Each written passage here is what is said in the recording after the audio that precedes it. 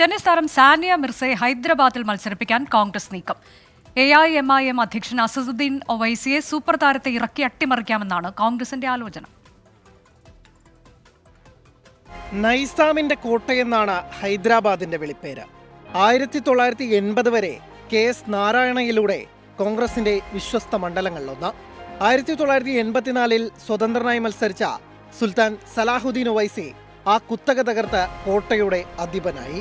1999 വരെ സലാഹുദ്ദീൻ ഒവൈസിയും 2004 മുതൽ മകൻ അസദുദ്ദീൻ ഒവൈസിയും മണ്ഡലം വിട്ടുകൊടുത്തിട്ടില്ല. ആ കോട്ട പിടിക്കാൻ ഇതിഹാസ ടെന്നീസ് താരം സാനിയ മിർസയെ കളത്തിലിറക്കാനാണ് കോൺഗ്രസ് നീക്കം. ചരടുവലിക്കുന്നത് തെലങ്കാന പ്രദേശ് കോൺഗ്രസ് കമ്മിറ്റി അധ്യക്ഷനും ഇന്ത്യൻ ക്രിക്കറ്റ് ടീമിന്റെ മുൻ നായകനുമായ മുഹമ്മദ് അസറുദ്ദീൻ. അസറുദ്ദീനും സാനിയയും അടുത്ത സുഹൃത്തുക്കളും ബന്ധുക്കളുമാണ്. അസറുദ്ദീന്റെ മകൻ മുഹമ്മദ് അസസുദ്ദീൻ വിവാഹം ചെയ്തിരിക്കുന്നത് സാനിയയുടെ സഹോദരി അനം മിർസയെയാണ്. ഈ സ്വാധീനം കൂടി വെച്ചാണ് സാനിയയെ അനുനയിപ്പിക്കാൻ അസറുദ്ദീൻ നേരിട്ടിറങ്ങിയിരിക്കുന്നത്.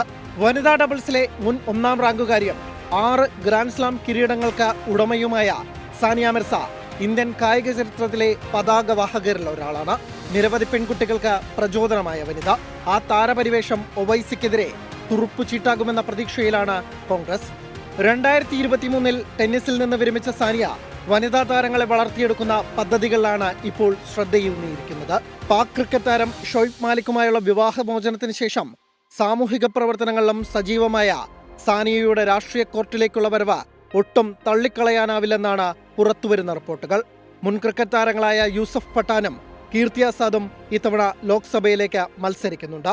ആ ലിസ്റ്റിലേക്ക് സാനിയയും എത്താൻ സാധ്യതകളേറെ. Election desk 24.